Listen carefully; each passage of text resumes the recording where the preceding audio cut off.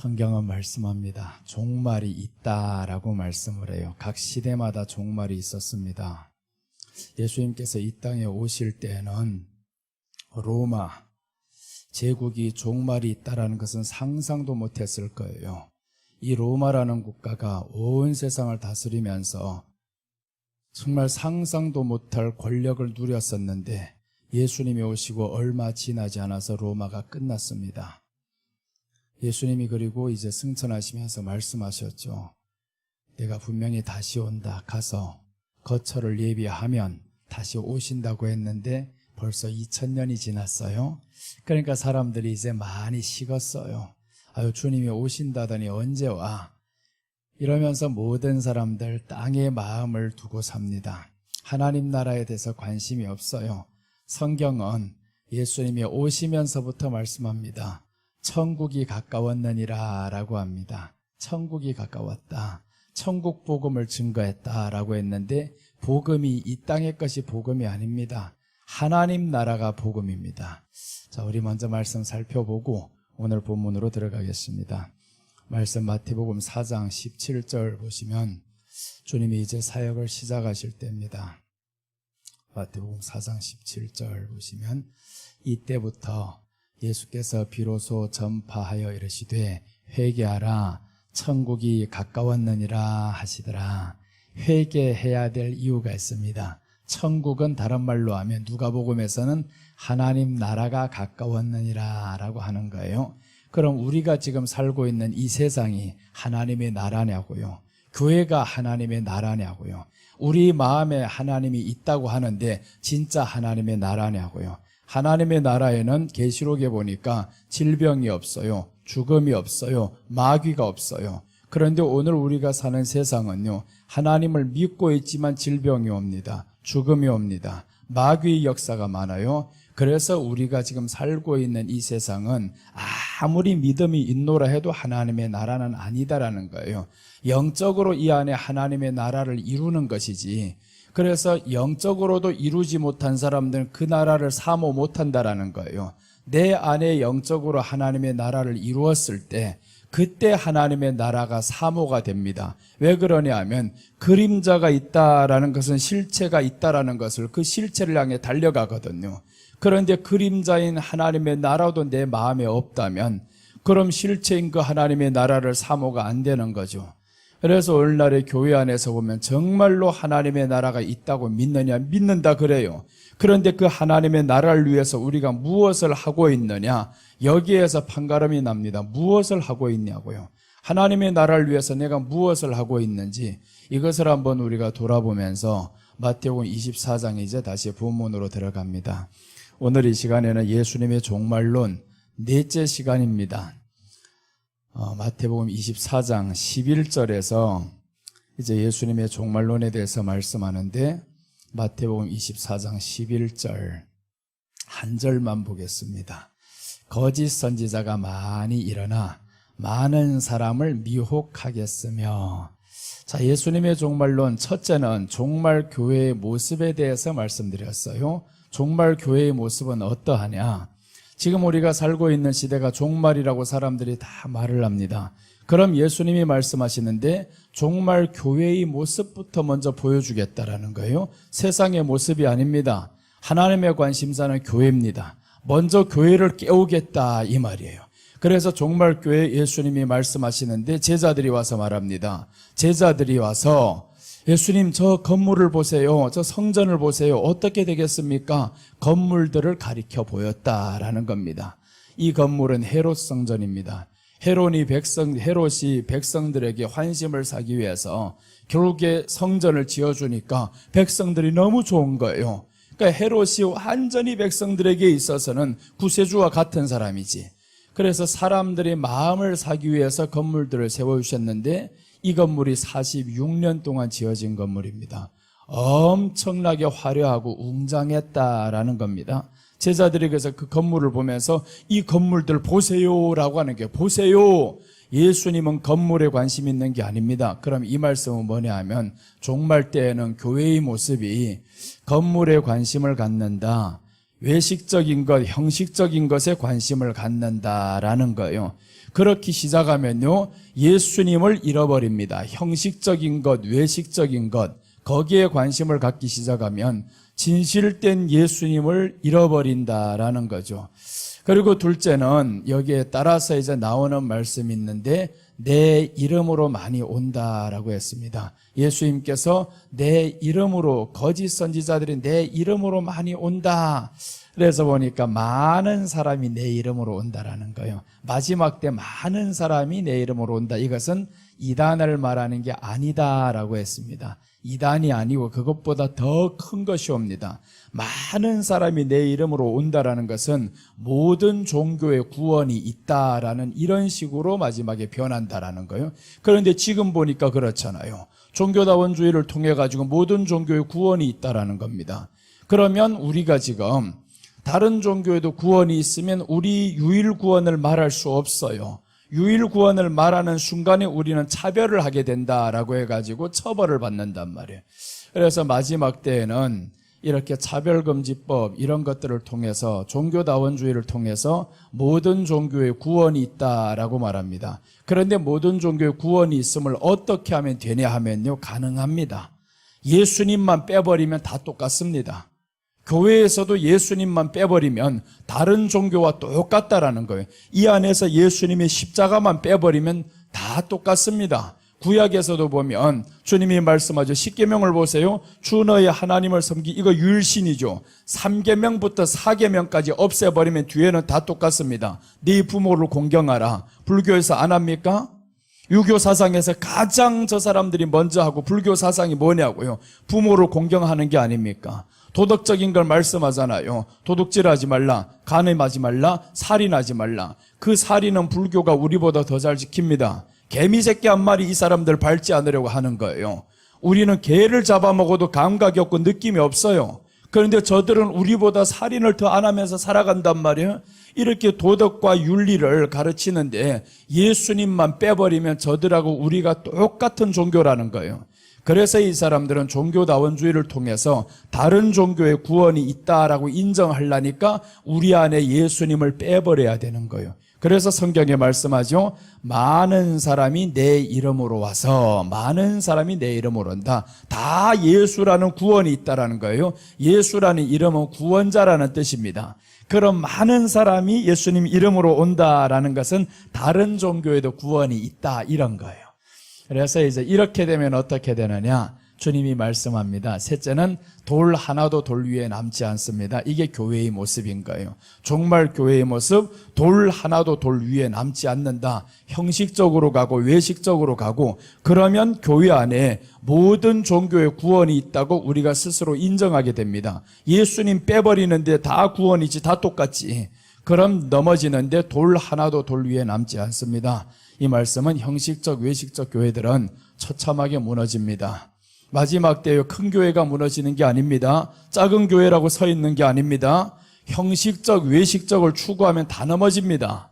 그래서 성경은 말씀하죠. 반석 위에 세운 집하고 모래 위에 세운 집이 있는데 누가 넘어지냐면 모래 위잖아요. 모래 위하고 반석 위는 지금은 보이지 않습니다. 모릅니다. 어떤 사람은 말하는 거예요. 큰 교회가 다 가짜라는 거. 아니다, 그건 잘못된 말인 거예요. 큰 교회가 가짜가 아니고 반석 위에 세우지 않은 집이 가짜인 거예요. 그게 언제 알리냐? 바람이 불어야 알립니다. 환란이 와야 알린다라는 거예요. 그래서 환란이 오기 시작하면 가짜는 무너지는데 그때 우리가 가짜인지 진짜인지 말할 수 있지. 지금은 모릅니다. 지금은 네가 작은 교회라고 해서 진짜인 줄로 착각하네. 아닌 거예요. 큰 교회라고 가짜인 줄로 아네. 아닌 거라는 거예요. 그래서 환란을 통해서 이번에 코로나를 통해서 보여주잖아요. 지난 한 해 통계가 나오는 거 보니까 교회가 만여 개가 지금 사라져버렸잖아요.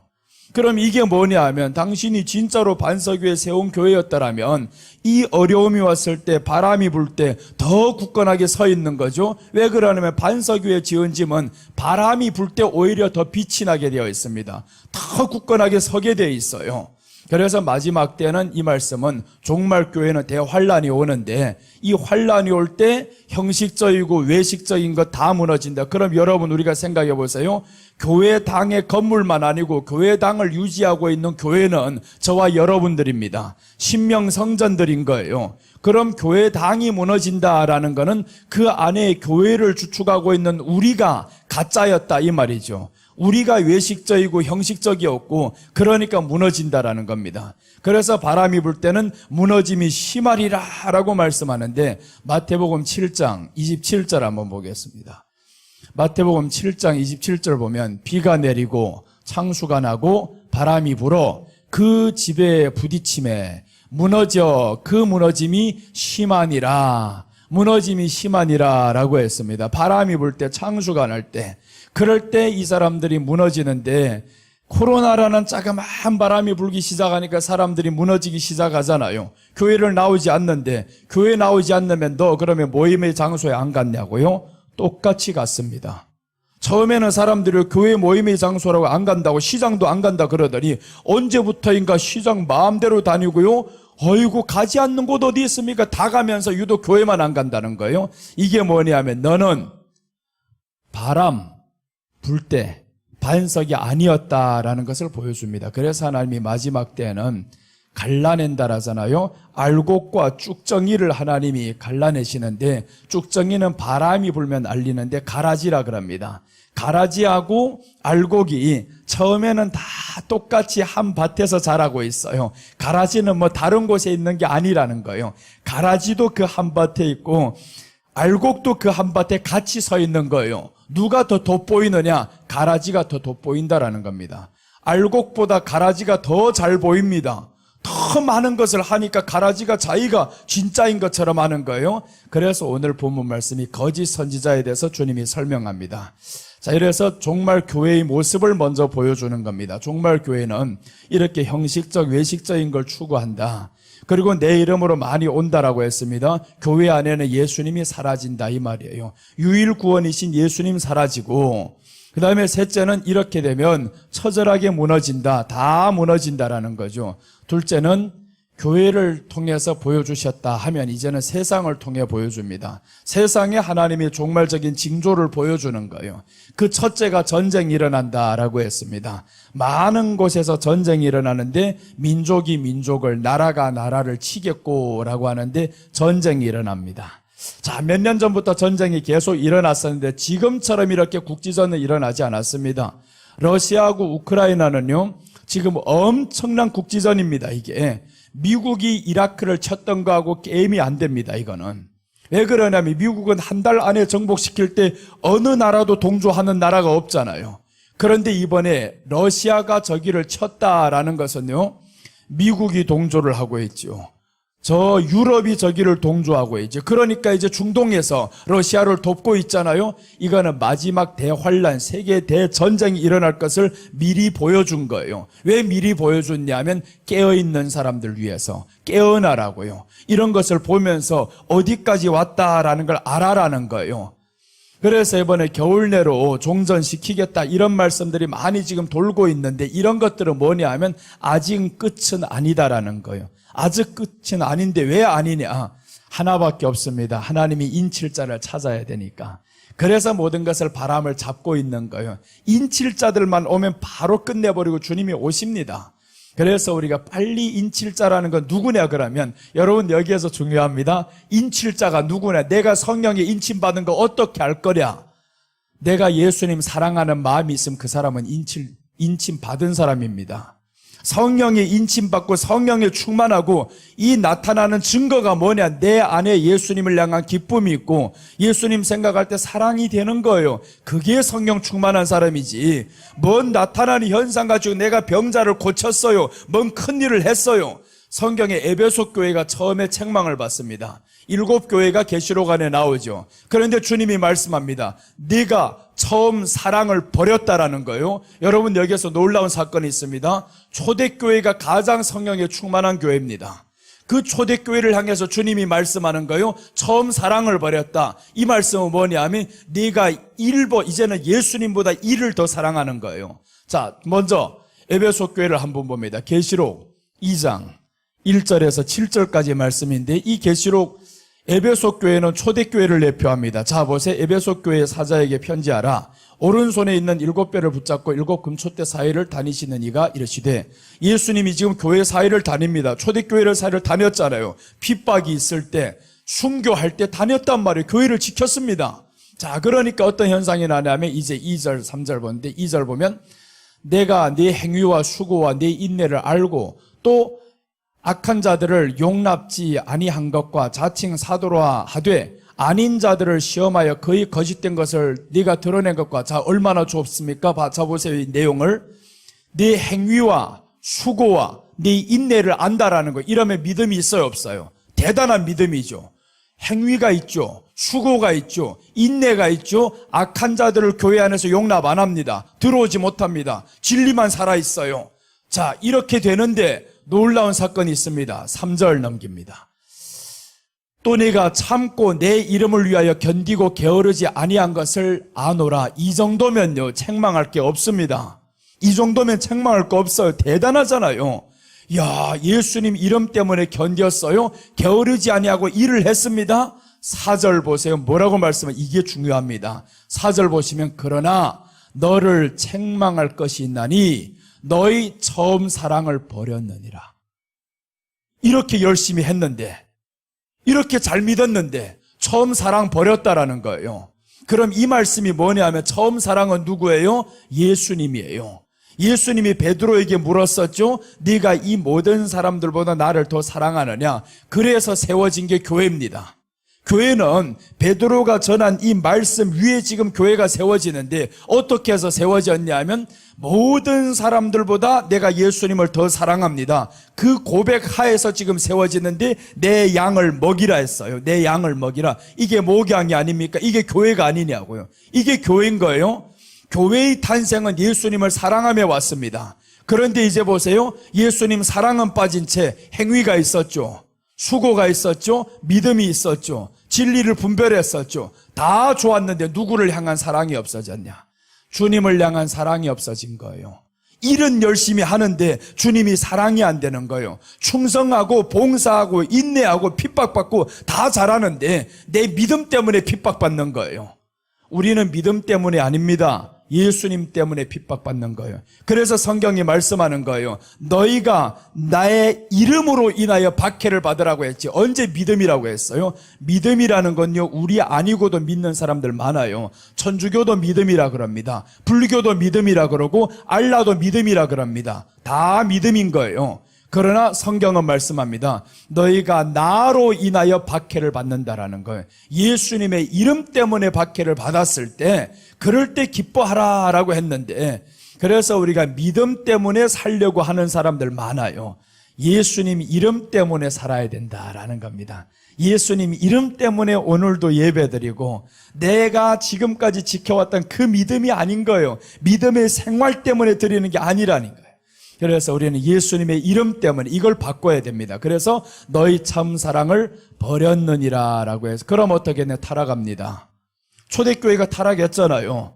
그렇게 잘 믿고 순교했었는데 다 타락합니다. 왜 그러냐? 처음부터 예수님이신 그 이름을 버리고 다른 일을 하다 보니, 처음에는 좋았지. 예수님 이름 했는데, 그런데 일이 많아지다 보니까 그 일에 너무 수고하고 너무 여기에서 열심히 봉사한 채 일만 하다 보니까 일이 좋아졌어요.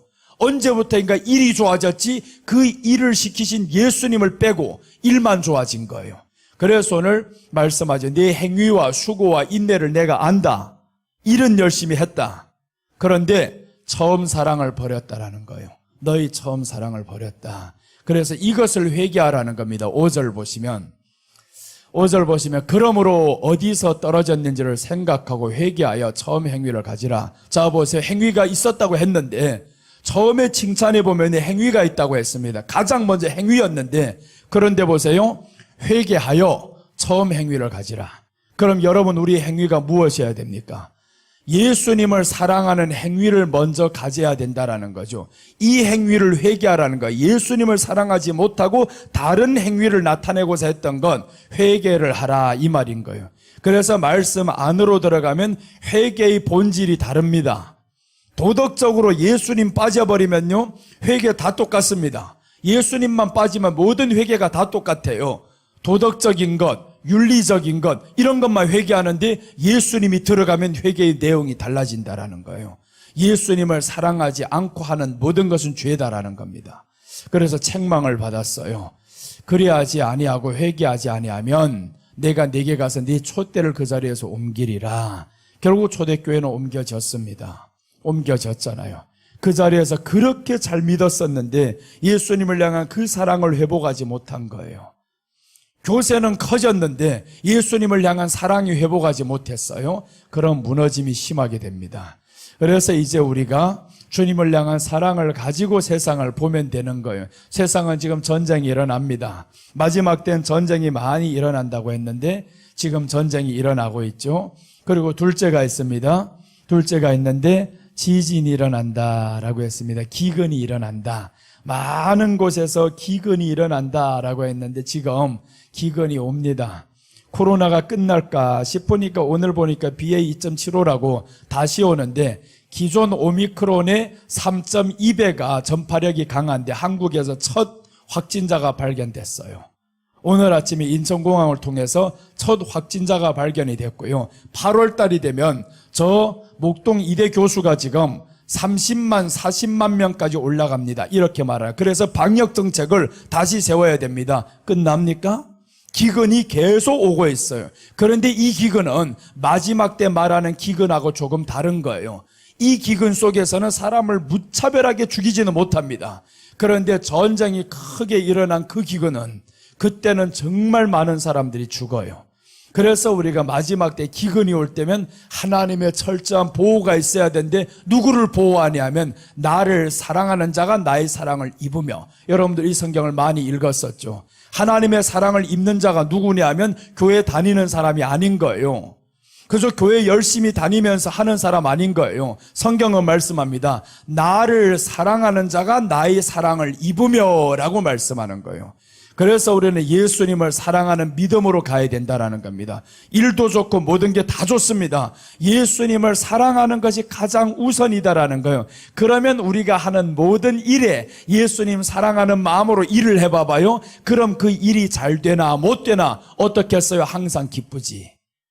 일이 중심이 되면 일이 안 되면요 기분 나쁜 거예요.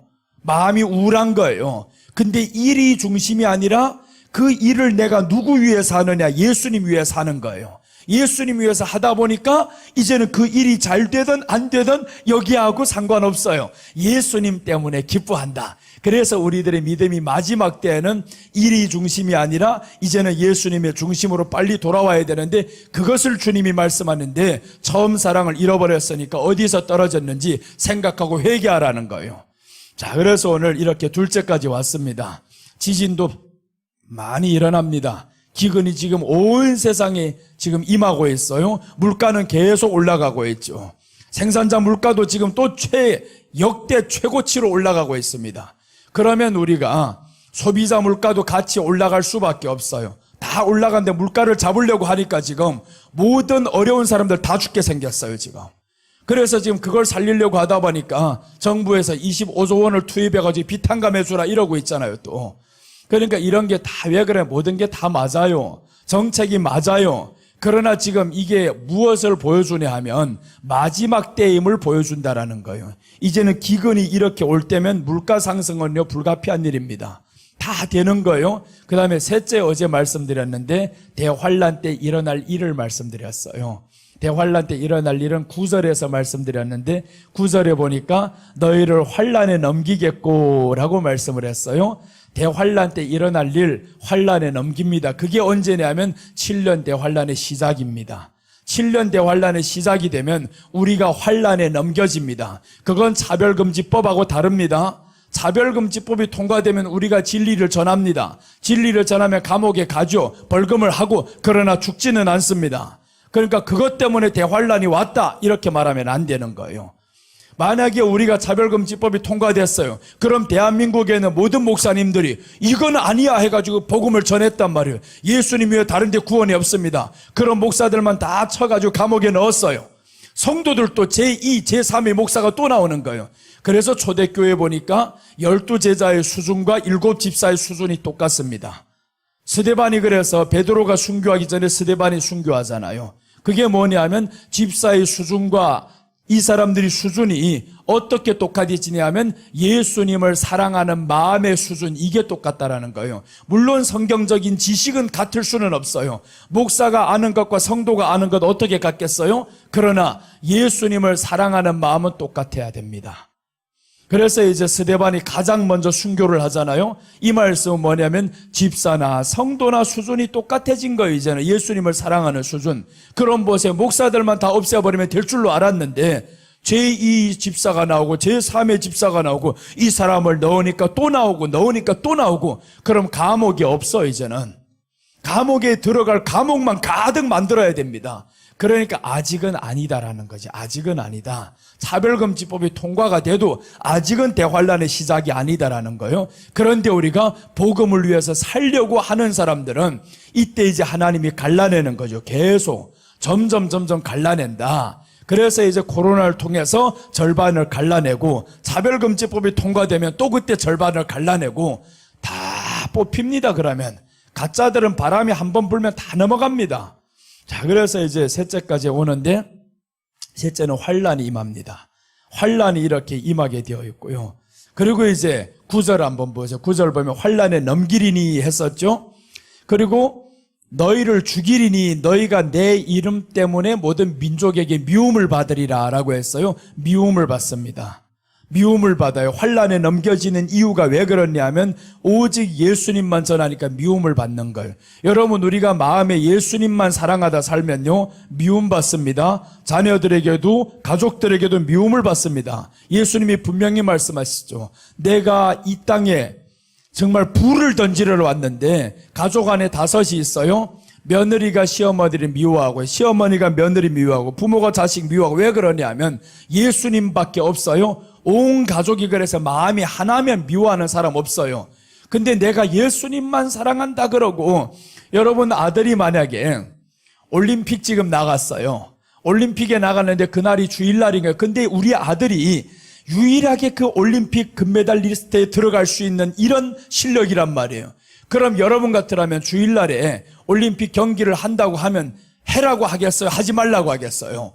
그의 부모의 마음은 야, 우리 아들이 올림픽에 나가서 그래도 금메달 땄어, 이렇게 기도를 하고 있단 말이에요. 주일날인데 그렇게 기도를 해요. 근데 아들이 거기에 갑자기 나 못합니다. 주일날이어서 못합니다. 그럼 누구로부터 미움받겠어요? 나라로부터 미움받지.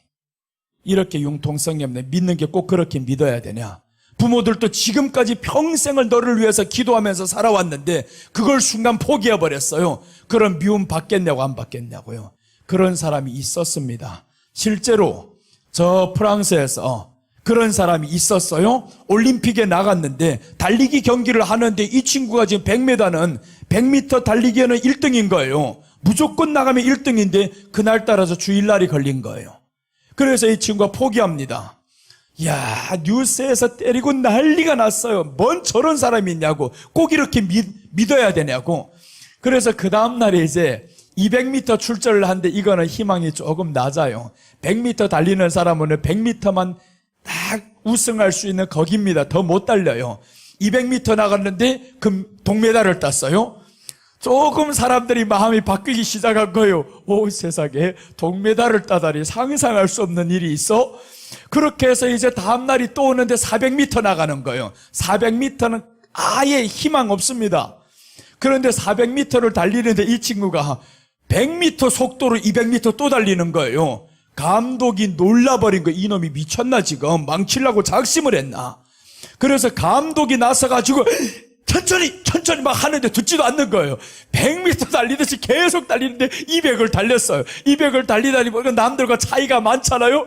야, 이거 조금 기대 반 실망 반 절반이고, 이러다가 300m부터 이게 줄어들기 시작 따라오면 어떻게 긴장하고 있는데 400m까지 그 속도 그대로 유지했다라는 거예요. 그래서 이제 기자들이 취재를 하는 겁니다. 아니, 처음에 400m를 달리는데 그렇게 달리면 어떡하냐고. 그랬더니 이 친구가 하는 말이 이러는 거예요. 100m까지는 내 힘으로 달렸어요. 200m부터는 누군가가 나를 밀더라는 거예요. 그게 누구겠어요? 하나님이지.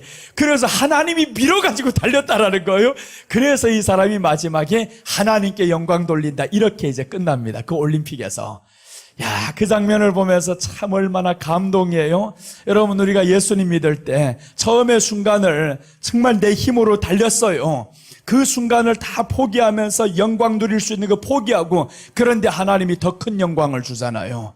우리가 잃었다고 해서 잃은 게 아닙니다. 복음을 위해서, 예수님 이름을 위해서 살다 보면 하나님이 더 큰 것을 주시는데, 근데 딱 앞에 것만 본단 말이에요. 그러니까 이제 미움을 당하지.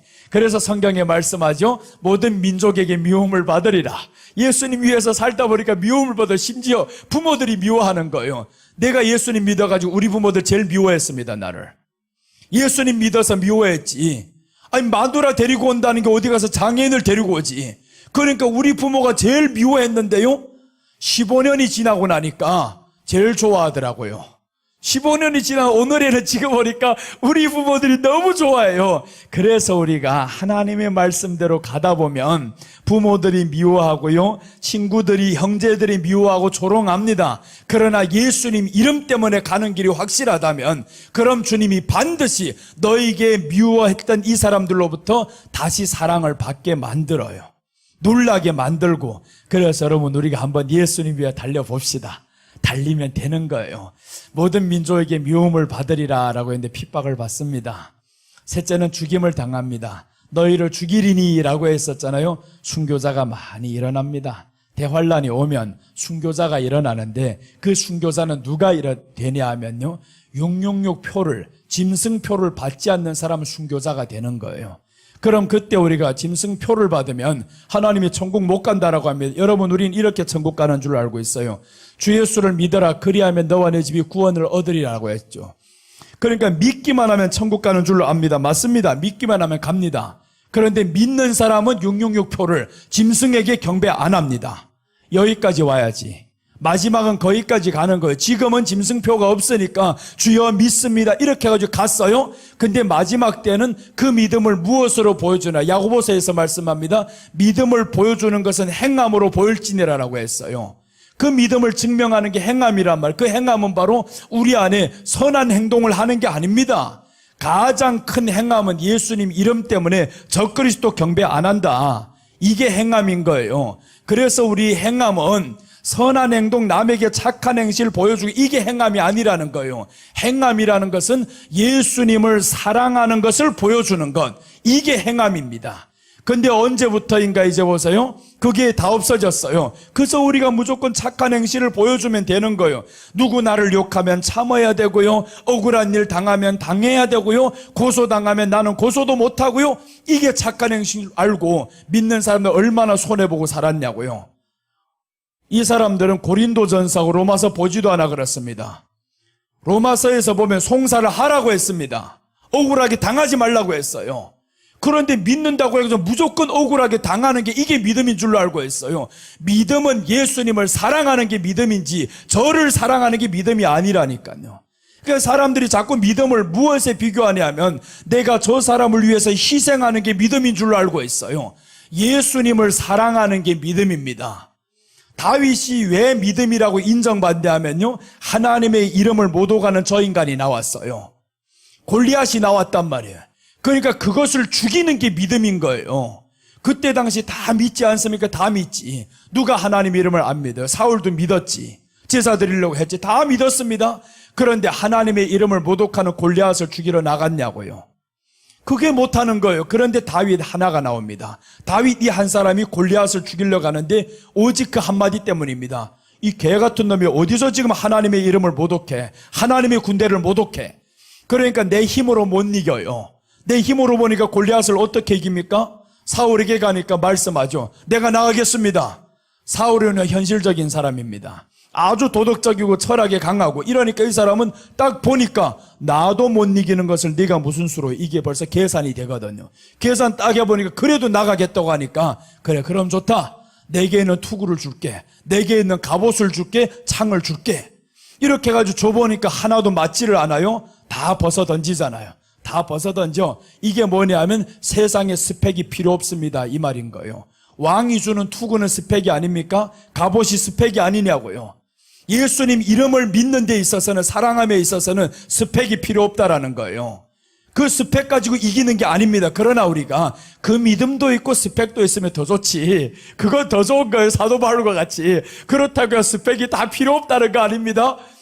그것도 있으면서도 예수님을 사랑할 수 있는 믿음이면 더 좋은데, 그걸 써보니까 맞지 않잖아요. 써보니까 맞지를 않아. 그러면 벗을 줄 알아야 된다라는 거예요. 벗을 줄 알아야 되는데 그것이 전부인 줄로 살아간다라는 거예요. 그리고 나갔으면 다윗은 졌습니다. 그것을 쓴 채로 갔으면 진 거예요.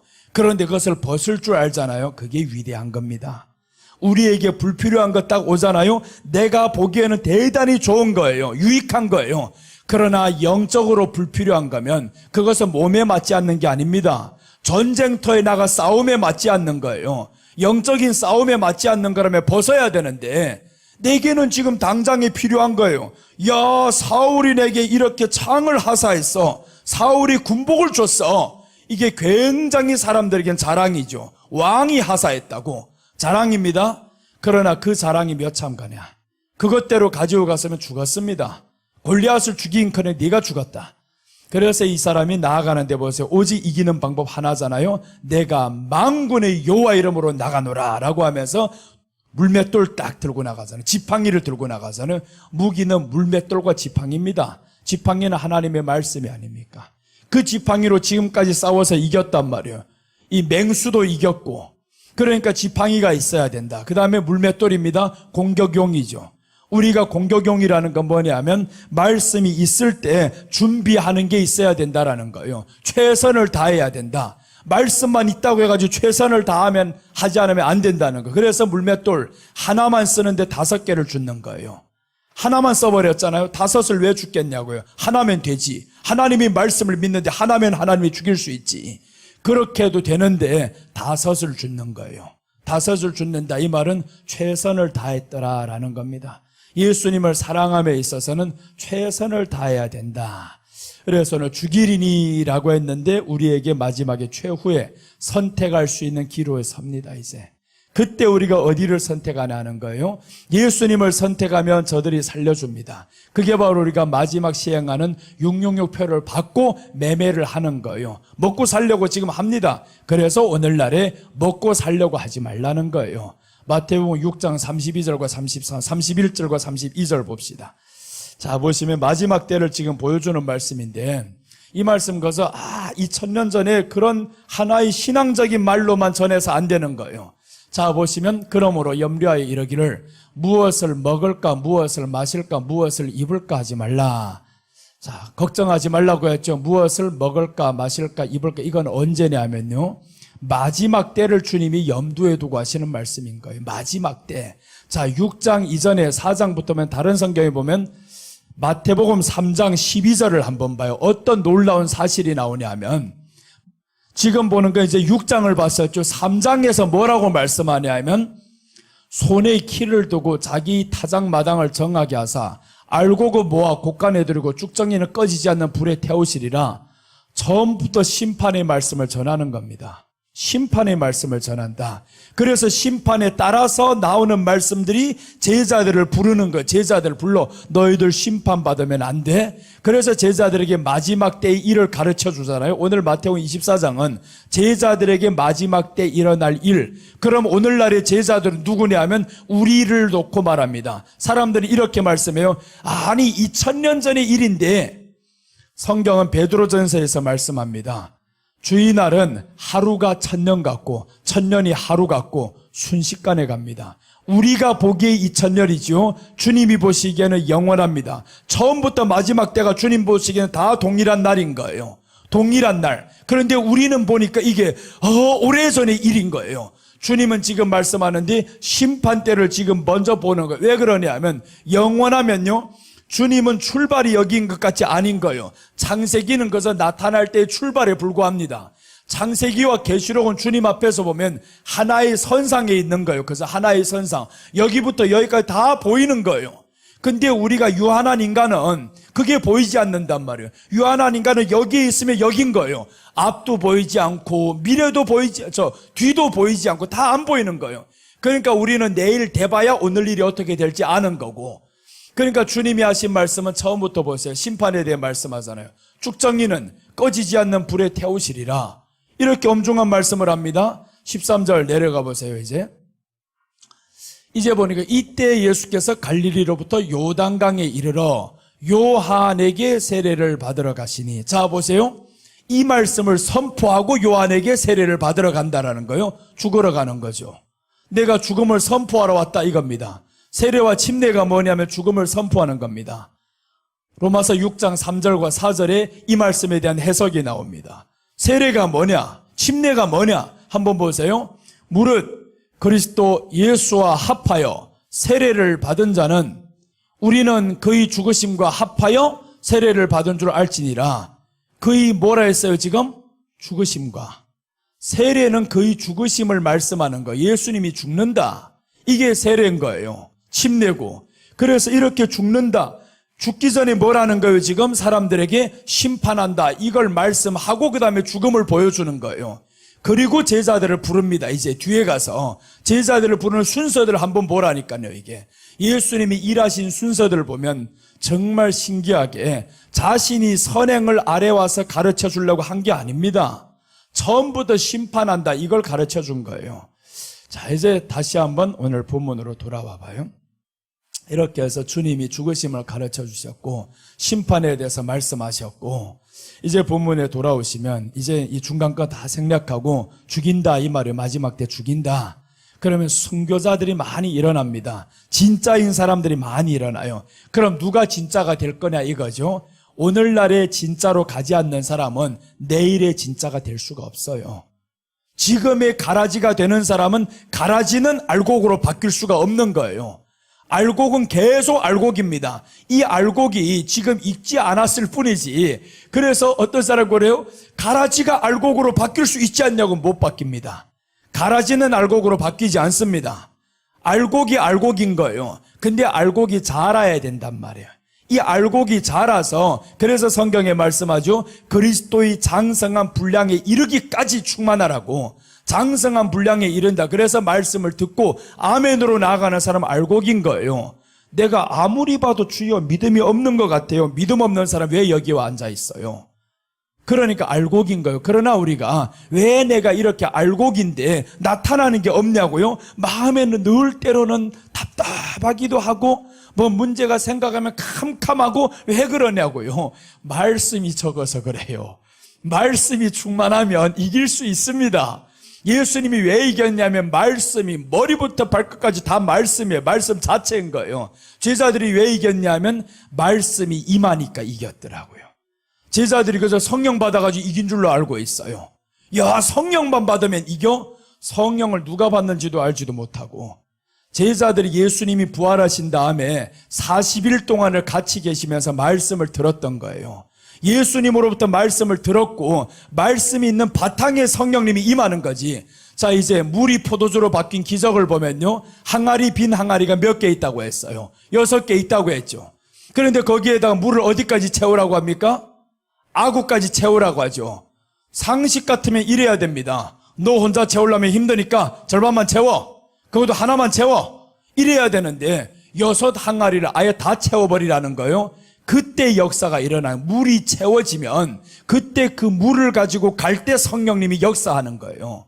자, 이제 열왕기상 18장에 보시면 어떤 내용이 나오냐 하면 엘리야가 저 바알 선지자들하고 이제 결투가 나옵니다. 이 엘리야가 갈멜산에 올라갔는데 먼저는 뭘 해냐면 제단을 수축하라는 거예요. 제단을 쌓아라. 여호와의 무너진 제단을 수축하라. 이건 첫 번째는 예배죠. 첫 번째는 예배인데 예배의 형식이 아닙니다. 이제 뒤에 보면요, 어떻게든 예배와 함께 도랑을 파라는 거예요. 도랑을 파라. 이 도랑을 파는 이유가 있습니다. 여기에다 물을 채우려고요. 물을 어디서부터 채우냐면 제단에다 붓는 거예요. 제단에다 물을 부으면 이 도랑에까지 물이 다 차게 만들어요. 그게 바로 열왕기상 18장의 내용입니다. 그래서 물이 차가지고 저 도랑에 다 철철철 넘치는 거예요. 아니 도랑을 팔려면 저 아래에서 파라고 하지 왜 그렇게 산꼭대기에서 파라고 합니까? 이 원망불평 나올 법도 하죠. 이 보면 진짜 화가 날 일이에요. 아니 제단을 왜 그렇게 산꼭대기에서 해가지고 도랑도 거기서 파가지고 물을 어디서 가져오냐고요. 지금 가뭄이 지금 있을 때입니다. 가뭄이 이런데 물을 어디서 가져오냐고. 물도 없는데. 그러니까 이 말씀은 말씀이다라는 거예요. 말씀이다. 주님이 말씀하고자 하는 건 물에 대한 말이 아니고 그 물은 바로 제단에다 쏟는다라는 것은 우리가 지금 이 제단 예배의 시간에 말씀으로 계속 쏟는 거예요. 말씀으로 쏟아서 어디까지 가야 되냐? 도랑을 판 저기까지. 도랑은 제단 안이 아닙니다. 제단 위가 아니라 아래죠. 성도에게까지 다 흘러 넘쳤잖아요. 그럼 도랑을 누가 팠냐면 엘리야가 판 게 아닙니다. 도랑은 성도들이 파는 거예요. 말씀 받을 준비는 성도들이 하는 거다 이 말인 거예요. 목사가 다 가가지고 준비시키고 이게 아니라니까요. 그래서 도랑을 다 실컷 팠더니 그때부터 이제 물을 붓기 시작하는 거예요. 물을 부어서 계속해서 철철철 흘러넘쳐. 그리고 나서 이제 하늘에서 불이 떨어지는 거예요. 저쪽은 왜 불이 떨어지지 않았을까요? 그렇게 충만했는데 하루 종일 뛰면서 막 도와달라고 기도하고 난리가 났는데 불이 떨어지지 않잖아요. 너에게는 물이 없잖아. 물이 없어요. 신을 찾는데 잘못된 신을 왜 찾냐면 말씀이 없으니까 잘못된 신을 찾는 거예요. 근데 이 사람은 물을 가득히 채우니까 그때 하나님이 불을 떨고 내리시는데 보세요. 이 불은 성령의 불인 거예요. 그 불은 마가다락방의 오순절의 성령의 불을 예표하는 겁니다. 그럼 이런 내용들을 알고 보면 성령을 어떻게 받느냐? 섣불리 말 못하는 거예요. 그저 와가지고 주여 하면 성령을 받는 줄로 알고 있어요. 기도만 하면 받는 줄로 알고 있어요. 제자들이 아닙니다. 제자들이 먼저 제단을 쌓는 거예요. 40일 동안 예수님과 함께 다니면서 말씀만 가르쳤어요. 그때는 기적 한 번도 보여주지 않습니다. 기적을 보여주지 않아요. 오직 말씀만으로 예수님을 가르쳤어요. 그 후에 주님이 말씀을 하죠. 자, 이제 한번 보겠습니다. 사도행전 1장 4절과 5절 한번 봅니다. 사도행전 1장 4절과 5절 보시면 사도와 함께 모이사 그들에게 분부하여 이르시되 예루살렘을 떠나지 말고 내게서 들은 바 아버지께서 약속하신 것을 기다리라. 자, 보세요. 이제 저들이 예루살렘을 떠나지 않고 마가다락방에서 기다리죠. 누가 약속하셨냐 하면 예수님께 들은 바라고 해서 들은 바. 며칠 동안 들었냐? 3년 반 동안 들었었는데 무너졌단 말이에요. 무너졌는데 다시 예수님이 찾았어요. 찾아와서 부활을 보여주고 40일 동안 이때부터 말씀에 가르치는 정도가 다릅니다. 3년 반 동안 예수님이 뭘 보여주셨냐면요. 가르치는 사역이 둘째입니다.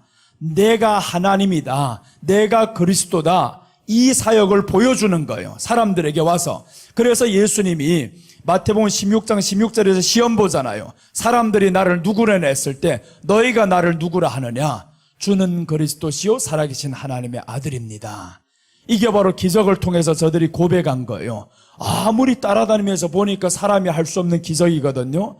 그래서 기적을 통해서 하나님이라는 것을 알게 만들었는데 기적을 본 것이 너를 끝까지 지켜준 게 아니었다라는 거예요. 기적을 봤는데 하나님입니다. 야, 우리가 믿는 분 하나님이요. 이렇게 했는데 십자가에 못 박히는 순간 떠나버린다라는 거예요. 기적이 다 없어진 겁니다. 그리고 부활을 하신 이후에 보세요. 40일 동안 같이 생활을 하는데 성경의 기록에 의하면 한 번도 기적이 없습니다. 한 번도 기적이 나타나지 않고 말씀만 가르친 거예요. 말씀만. 그 말씀을 요한복음 5장 39절과 45절에 말씀하고 누가복음 24장 32절에서 말씀하고 44절에 말씀하고 예수님께서 가르치는데 말씀만 가르치는 거예요. 모든 성경이 나에 대해서 가르쳤다. 이렇게 말씀을 하는 거예요. 그래서 오늘 여기에서 넘어가는 내용입니다. 자, 보세요. 지금 3절입니다. 3절은 지금까지 사도행전은 누가복음의 연속입니다. 이어지는 거죠. 사도행전에 얼마를 가르쳐줬다라는 걸 지금 말씀하는 거예요. 3절. 그가 고난받으신 후에 또한 그들에게 확실한 많은 증거로 친히 살아계심을 나타내사 40일 동안 그들에게 보이시며 하나님 나라의 일을 말씀하시니라. 하나님 나라의 일을 말씀하셨어요. 40일 동안 그들에게 하나님 나라의 일을 말씀하시고 그 다음에 이제 4절에 넘어가니까 내가 너에게 가르친 거, 가르친 것, 이걸 지키라는 것, 들은 걸, 약속하신 것을 기다리라. 그래서 이제 기다리고 승천합니다. 40일 동안 가르치고 이제 9절 내려갑니다. 9절 보시면 이제 승천하는 내용이 나옵니다.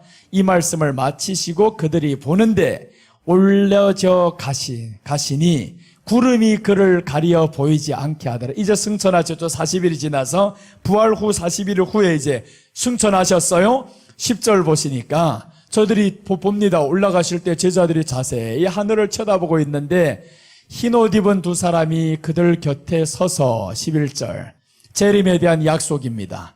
이르되 갈릴리 사람들아 어찌하여 서서 하늘을 쳐다보느냐. 너희 가운데서 하늘로 올려지신 이 예수는 하늘로 가심을 본 그대로 오시리라 하셨네. 이게 복음이에요. 주님이 가시면서 주신 복음, 너희가 본 그대로 온다. 그러니까 우리가 마지막 때 뭘 전하냐, 예수님이 온다가 이게 복음인 거예요. 이 땅에서 예수님이 십자가로 인해서 감동을 받아야 된다, 구원을 받아야 된다. 구원받는 사람이 뭐가 구원이냐고요. 하나님 나라 갈 생각 없는 사람이 뭔 구원입니까? 그래서 오늘 본 그대로 오시리라 라고 했는데 복음은 예수님이 오십니다. 오시면 우리는 어떻게 해야 되나? 예수님을 사랑해야지. 사랑해야만이 그 사랑을 입는 거예요. 그래서 오늘 본 그대로 온다 이러고 이제 10일 후에 떠나지 않고 거기에서 기다렸어요. 자 보세요. 이제 이 기간을 한번 설명드릴게요.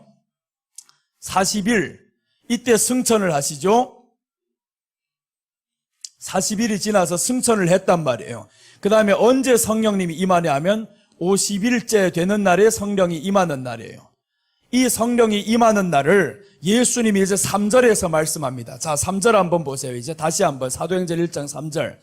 하나님이 뭐라고 말씀하냐면 확실한 많은 증거로 친히 살아계심을 나타내서 40일 동안 그들에게 보이시며 하나님 나라의 일을 가르치시니라라고 했죠. 하나님 나라의 일을 지금 가르치는데 하나님의 약속은 성령님이 언제 임하냐? 신약에 약속한 게 아닙니다. 구약에 50일째 만에 성령님이 온다라고 약속을 하는 거예요. 50일째 만에 성령님이 온다. 그러니까 우리가 성경을 알아야 성령님이 언제 오는 걸 알 수가 있어요. 그러니까 이 사람들은 어떻게 해서 성령을 받았냐 하면 성경을 알고 있으니까 확실히 기다리는 거예요. 이제 10일 남았어. 왜 10일 남았다는 거 알 수 있냐면 요 날은 언제냐면 오순절이잖아요. 오순절. 오순절은 다른 말로 하면 77절입니다. 구약식으로 말하면 77절. 77절이에요. 그러면 이제 보세요. 여기에서 예수님이 부활을 하십니다. 부활을 하시는데 이 말씀은 어디냐 하면 이것은 초실절인 거예요. 구약식으로 말하면 7대 절기에서는 초실절. 초실절 하루 전날은 무교절. 그 하루 전날은 유월절. 자, 이 유월절은 뭐냐? 십자가 지신 날입니다. 유월절은 예수님이 십자가 지신 날. 십자가를 지시고 3일 만에 부활을 하죠. 무덤에 들어갔다가 지신 날, 첫째 날, 둘째 날, 셋째 날 부활을 합니다. 이제 여기서. 그 다음에 부활하신 날이 초실절인데 이때 사람들이 구약에 보니까 곡식단 하나를 가지고 흔드는 거예요. 곡식단 하나를 흔들어. 이 말씀은 뭐냐면 예수님이 부활할 때 많은 사람이 같이 일어난다라는 뜻이에요. 성경 그대로 이루어졌습니다. 예수님 부활하실 때 많은 사람이 같이 부활을 했어요. 자, 그래서 그 사람들과 같이 보였고 그 사람들 다시 죽었는지 같이 올라가는지는 몰라요. 다시 죽었는지 그런 거는 우리가 모르는데 확실히 일어난 건 사실인 거예요. 이때부터 보세요. 초실절부터 오순절까지 77절까지 며칠이냐면 50일이 걸리는 거예요. 50일. 이때 50일인데 그러면 초실절, 77절 이 사람들은 1년에 3번을 지켜야 됩니다. 1년에 6월절을 지켜야 되고 77절을 지켜야 되고요. 장막절. 이 장막절이 있어요. 장막절은 7월 15일입니다. 이 3대 절기. 요거 안 지키면 죽여버립니다. 이스라엘 백성 아니야. 즉 오늘날로 말하면 믿는 사람 아니야 이거예요. 믿는 사람 아니야. 그래서 첫째는 뭐예요? 믿는 사람은 6월절 십자가를 믿는 사람이다. 십자가를 믿어야만이 믿는 사람이다. 요 하나님의 완성인 줄로 알고 있습니다. 절대 아닙니다. 십자가만 믿으면 다라고 하면 큰일 납니다. 요거 아니고 여기에서 오순절 성령 받지 못하면 십자가 헛방이다 이거예요. 아무것도 아니다. 십자가만 믿어? 그래서 오늘 여기서 부활하신 이 사람들, 예수님이 부활하시고 이 사람들에게 40일 동안 지금 가르쳤죠. 가르치고 나서 뭐라고 말씀하냐면 이 성을 떠나지 말라는 거예요. 내가 내게 약속하신 것을 기다리라 라고 하니까 이 사람들 이제 아는 거예요. 세어보니까 부활하시고 첫째 날, 둘째 날, 셋째 날 딱 보니까 40일 만에 예수님이 승천하셨어요. 그럼 며칠이 남았냐? 들었던 사람들은 압니다. 예수님께 40일 동안 들으면서 하나님 나라의 일을 들었어요. 누가복음에서는 뭐라고 말씀하냐면 자세히 설명하시니라 라고 했습니다. 자세히. 자, 한번 보겠습니다. 누가복음 24장 27절. 자, 24장 27절 보시면 이에 모세와 모든 선지자의 글로 시작하여 모든 성경에 쓴 바 자기에 관한 것을 자세히 설명하시니라. 여기 6월절, 77절, 장막절, 초실절 다 누구에 관한 일이냐? 예수님에 관한 일인 거예요. 이 일에 관해서는 자세히 설명했다. 자세히 설명했다. 그러니까 저들에게 얼마나 반복하며 설명했겠냐고요. 자세히 설명했다. 요 날이 지나면 40일이 지나고 나고 10일이 지나면 오순절이다. 니들 지금까지 너희 조상들 수천 년 동안 칠대절기를 지켜왔지. 유대인들은 칠대절기를 다 지킵니다. 우리 믿는 사람들이 부활절을 지키는 것처럼 저 성탄절을 지키는 것처럼 유대인들이 지킨단 말이에요. 유대인들은 6월절, 77절, 장막절을 지켜야 됩니다. 그래서 이제 딱 지키고 났는데 40일이 됐어요. 승천을 했단 말이에요. 제자들은 다 아는 거예요. 말씀을 들었던 사람들. 졸지 않은 사람은 다 압니다. 그때 졸아도요 40일 내내 졸겠냐고요. 아니잖아요. 40일 내내 졸 수는 없어요. 조는 놈이 있으면 다음날에 일어나가지고 또 말씀하는 거예요. 또 말씀하고 하니까 120명이 마지막에 남는데 이 사람들은 10일만 기다리면 된다라는 걸 알아요. 10일만 지나가면 성령이 와. 그전에는 우리가 뭐 했냐고요? 말씀으로 채웠잖아요. 40일 동안 말씀으로 채워지고 있으니까 말씀이요 한 번 듣던 거, 두 번 듣던 거, 세 번 듣던 거 10번 반복이 되면요 그럼 내가 튼튼합니다. 아무리 길치가 있죠. 나는 정말 길치예요. 지금까지 감림산을 수십 번, 한 50번도 더 넘어 왔다 갔다 했는데 아직도요 내비게이션 안 키면 못 옵니다. 못 오는데 이놈의 내비게이션에 가다 보니까 다른 길로 안내를 해버리면 이게 그때부터는 어리어리해지는 거예요. 큰일 났다 이거. 그래서 이것만 바라보고 오는데 끝내는 목적지까지 인도를 한단 말이에요. 길치 그렇게 하는데요. 갈 때는 이제는 내비게이션을 안 켜요. 알아요. 아 여기로 들어가고 저기로 들어갈 때는 이게 이제는 기억이 됐어요. 올 때 그래서 나는 교회에 있으면 우리 집 있는 거기로 오면 꼭 여기를 타고 가게 하는데 교회에서 출발하면 이 경부고속도로 타게 만들어요. 그래서 거기로 안 가요. 조금 더 멀어도 집 있는 데로 갑니다. 그래서 내가 가도 그 길로 가야지. 그래서 이제 내비게이션을 안 켜고 온단 말이에요. 아무리 길치여도요 10번 이상 왔다 갔다 하면 길이 기억이 되는 거예요. 그럼 보세요. 우리가 구구단을 하죠. 어릴 때 아이들이 구구단을 하는데 아직까지 구구단을 여러분들 못 내오는 아이들이 있어요. 여러분 다 알고 있죠. 1 더하기 1 얼마예요? 2 해야 되는데 빵 하면 큰일 나는 거예요. 그런 사람은 성령 못 받아 이거. 40일 동안 아무리 가르쳐도 쓸모없어. 의미 없어요. 그런데 이 사람들은 40일 동안 열심히 가르쳤더니 이제는 승천했으면서 하시는 말씀인 거예요. 자, 이거 가르칠 때 한 게 아닙니다. 승천할 때 한 거예요. 승천하기 바로 직전에 내가 내게 분부한 것, 가르친 것 지켜라. 기다려라. 그러니까 떠나면서 또 한 번 말씀하는 거예요. 떠나면서. 살아계실 때 40일을 계속 말씀하시고 그리고 떠나면서 말씀하신 50일째는 오순절 날입니다. 구약은 77절 지키지 않으면 쫓겨난다고 했습니다. 그럼 이 말은 뭐냐? 예수님 십자가를 믿고 성령 충만 받아야 된다라는 거죠. 성령 충만 받아야 된다. 어떻게 받냐? 40일 동안 말씀을 받아야지. 40일 동안 말씀을 받고 10일 동안 기다리면 되는 거예요. 10일 사이에 얼마나 많은 사건 소식이 들려옵니까? 그때 흔들리지 말라 이거죠. 흔들리지 말라. 말씀을 들었을 때 말씀 40일을 듣고 나면 사람들이 자꾸 사건 소식이 들려오면 흔들리지 마. 그래서 우리가 말씀을 듣고 세상에서 들려오는 소식에 자꾸 흔들리지 않는 연습을 하는 거예요. 성령 충만 받았는데 흔들렸다? 아닌 거예요. 그래서 우리가 말씀을 받고 나면 흔들리지 않았던 사람이 몇 명이냐? 120명이 남았고 600여 형제에게 다 보여주셨습니다. 동시에 500명에게 보여주셨고 100명이 넘는 사람들에게 개별적으로 보여주셨고, 그럼 600명이 넘는 사람들 예수님이 승천할 때 본 거예요. 남은 사람 120명이 남은 거예요. 그러니까 흔들리지 않은 사람이지. 말씀을 받고 끝까지 흔들리지 않았던 사람. 그래서 오늘 성령 받았습니다. 이러면 이제 두 번째 7대 절기 중에서 3대는 3개는 반드시 지켜야 됩니다. 오순절 딱 지났어요. 마지막 하나, 장막절 지키지 않으면 이것도 안 됩니다. 요거 지키지 않으면 이건 끝난다. 너희들 영영 끝나는 겁니다. 여기는 이게 제일 큰 절기예요. 이날도 다 며칠입니다. 일주일간 것하고 요 날에는 하루에 하루. 그런데 이날은요, 이스라엘 백성들이 7일을 하고 또 7일을 하는 거예요. 그럼 이 말씀은 영원하다, 이거 영원한 절기다, 이것은 영원하다. 이 말씀은 뭐냐 하면 장막절은 천국입니다. 천국이다. 이게 장막절인 거예요. 성령 받은 사람은 마지막 어디를 향하냐 하면 천국을 향해 가게 되어 있어요.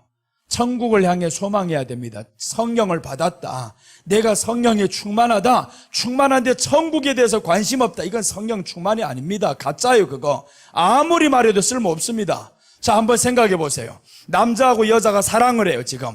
사랑을 하는데, 야, 내가 당신 너무 사랑해, 너무 사랑해. 생각만 해도 기뻐. 그런데 불이 났어요. 불이 났는데 어느 날 나 혼자만 튕겨나 버린다. 그럼 사랑하는 게 그 여자가 어떻게 해서 안에서 딱 있으면서 지금까지 했던 모든 말이 가짜야. 나가면 너하고 안 놀아, 이제. 끝났어.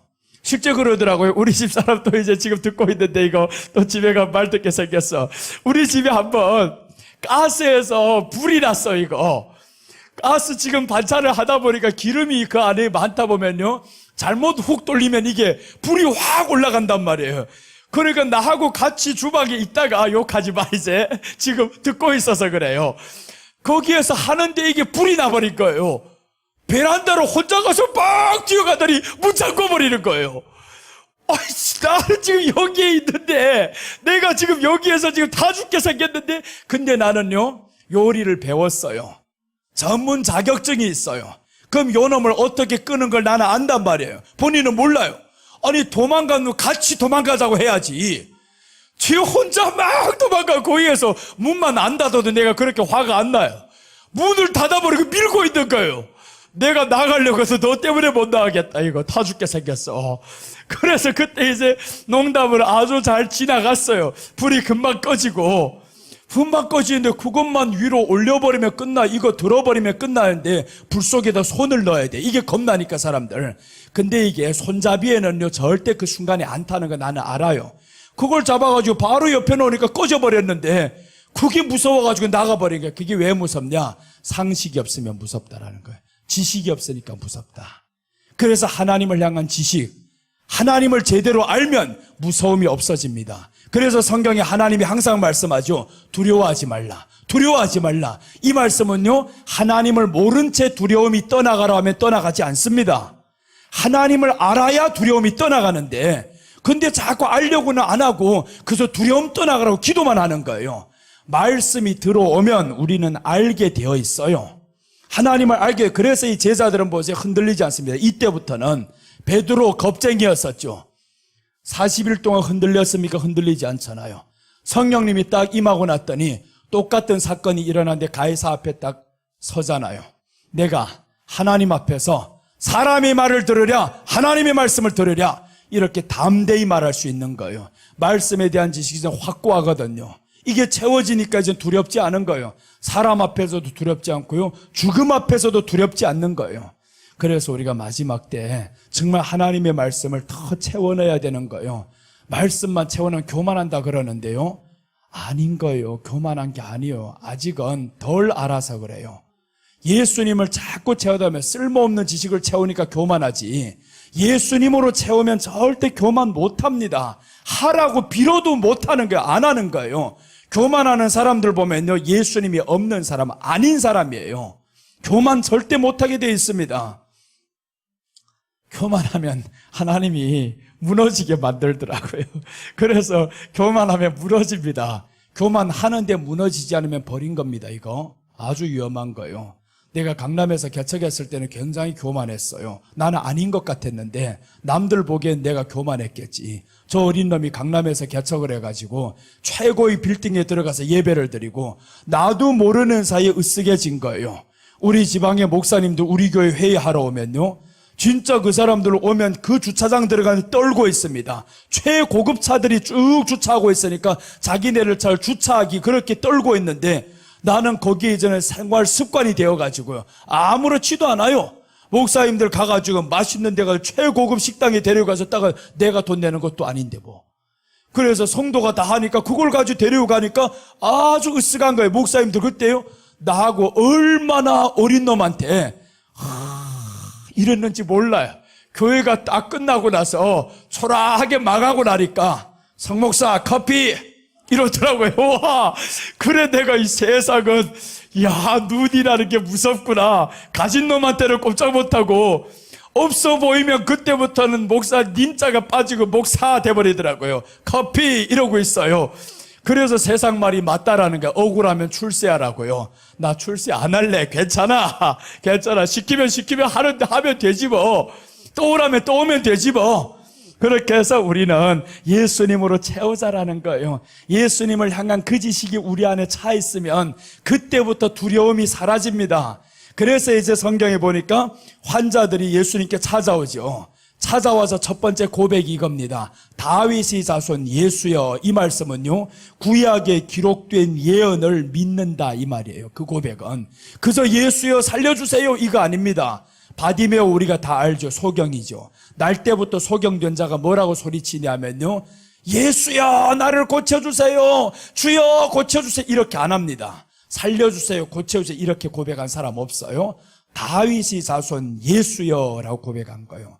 마가복음 10장 44절부터 한번 보겠습니다.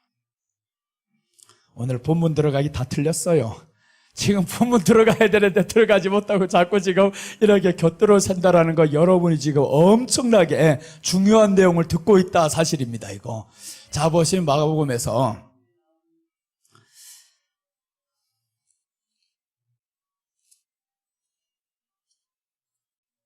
자 여기부터 이제 읽겠습니다. 자 보세요.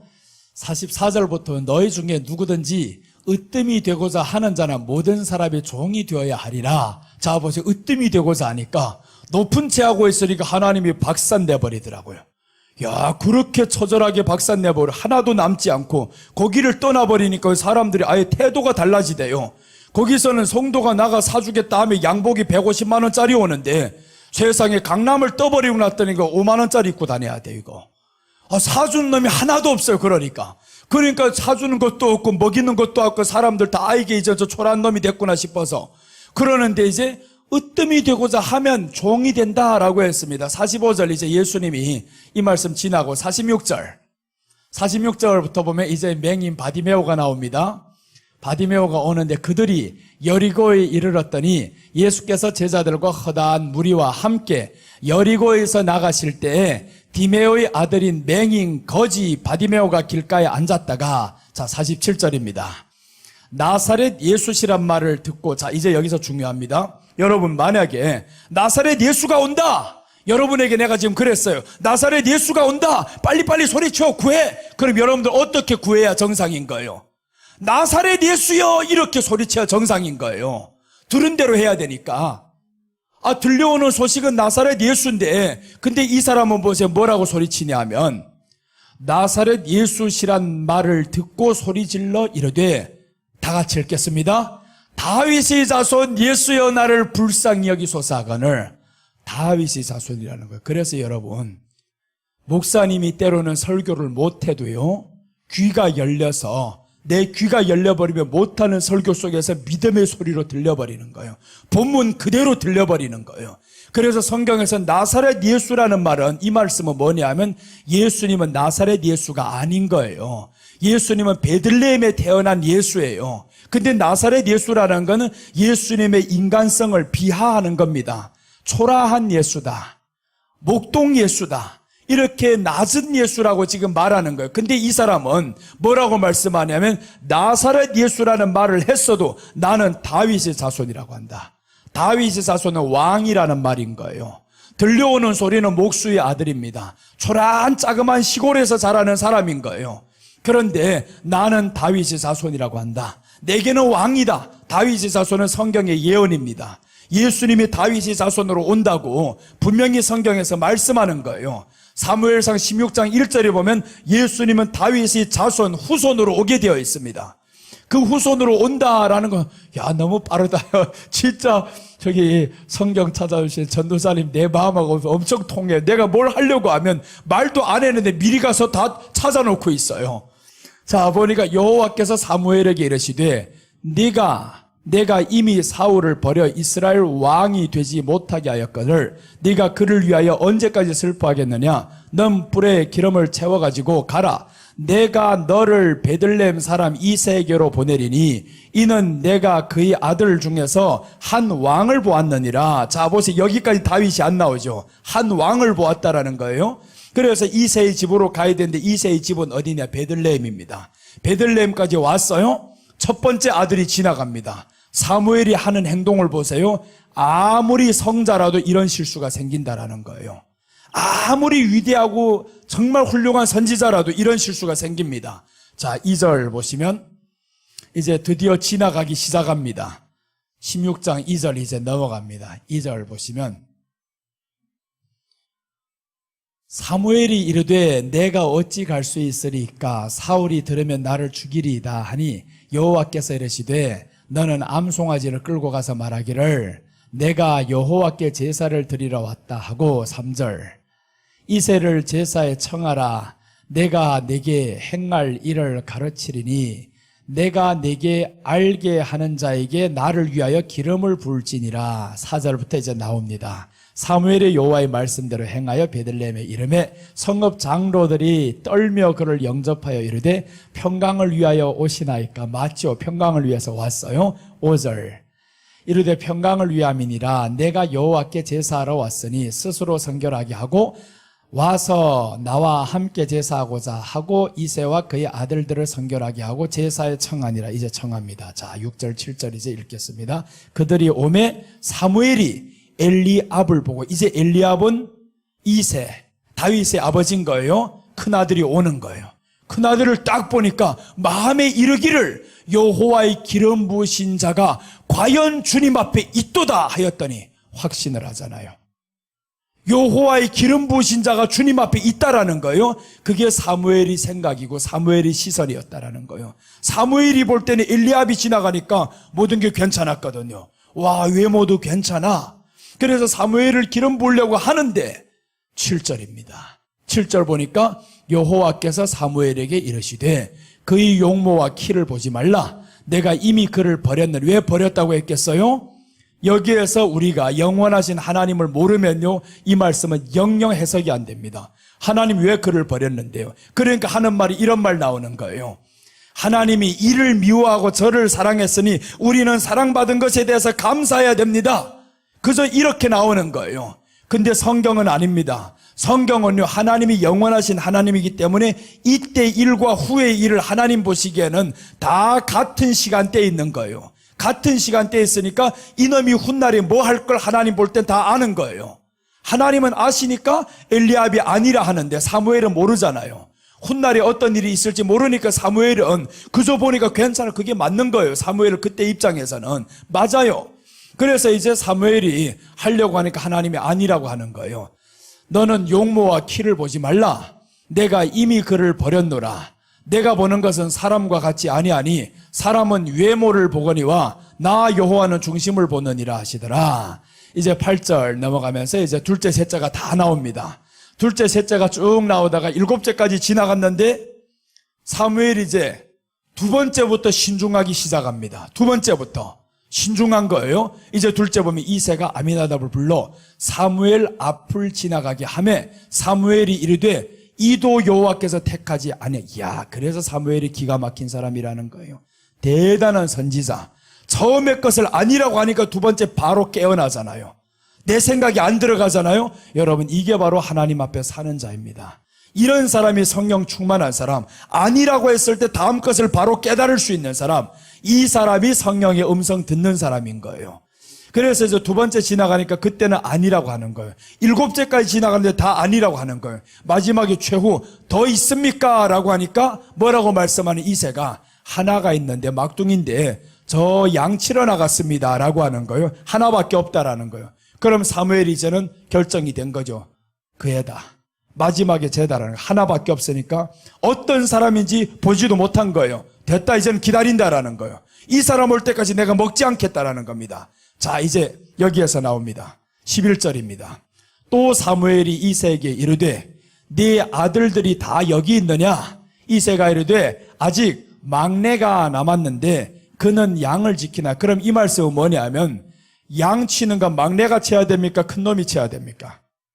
나가서 바깥 일을 하는 거. 요즘 세월 같으면 이 큰 놈이 나가서 일을 해야 되는데 막내가 지금 아버지에게 가장 사랑받아야 되는데 이 다윗은 사랑도 못 받는 인간을 보니까 어떻게 된 건지 막내인데 사랑을 못 받아 지금 나가서 양치기나 하고 있어요. 7놈은 다 앞에 있는데.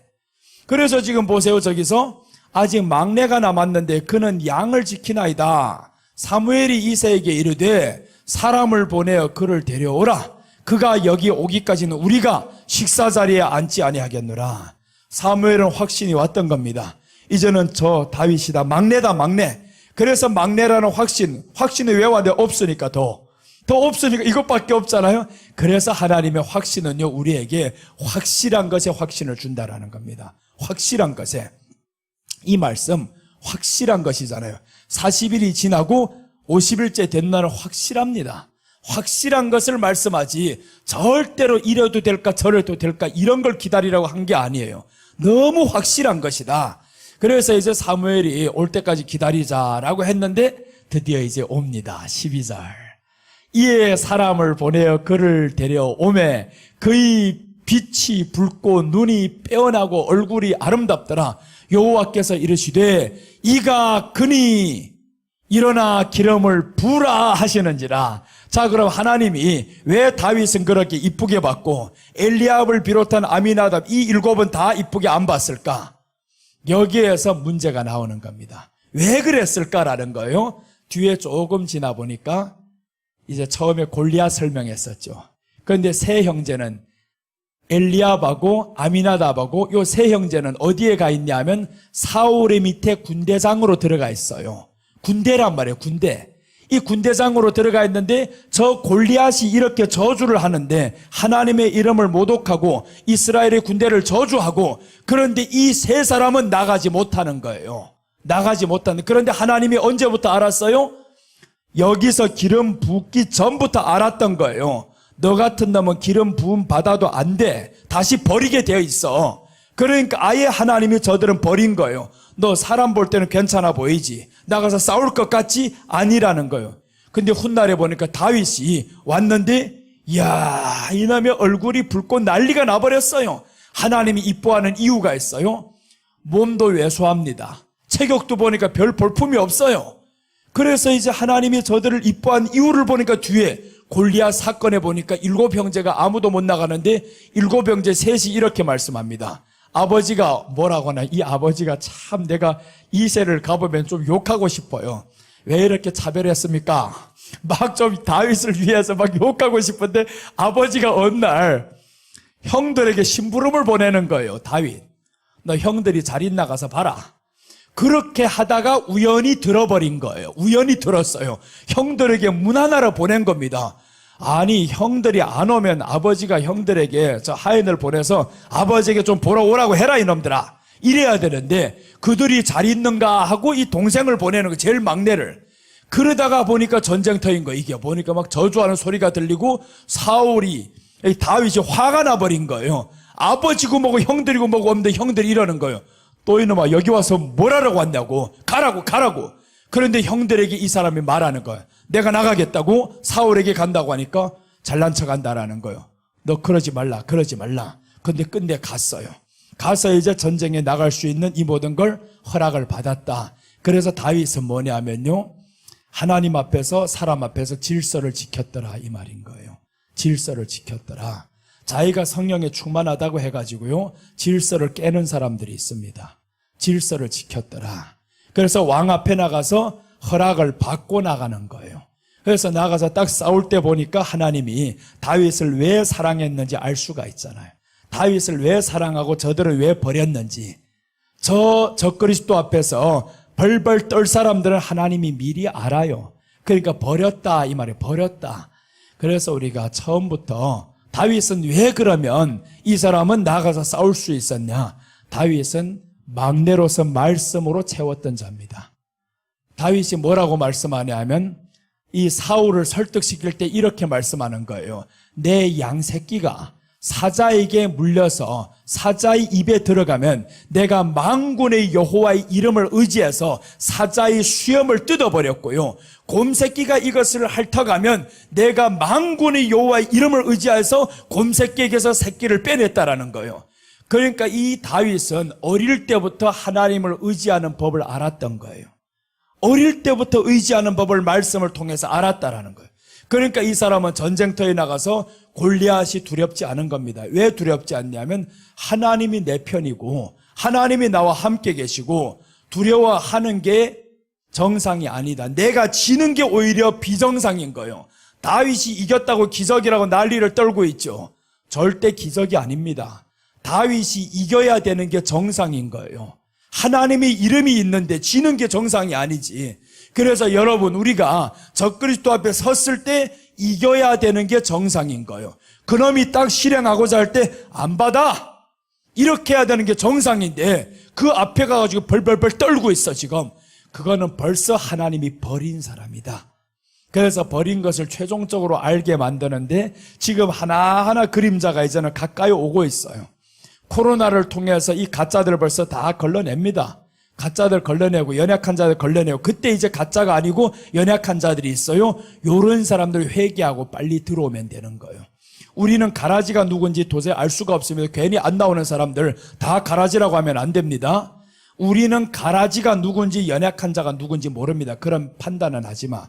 일단 먼저 연약한 자라고 봐야 되는 거예요. 연약한 자가 돌아온다라고 우리는 봐야 되고요. 가라지라고 다 해가지고 가라지는 다 떠나간다고 돌아오면 어떡할 건데. 그럼 그 사람이 내가 했던 말 틀렸잖아요. 가라지 아니네.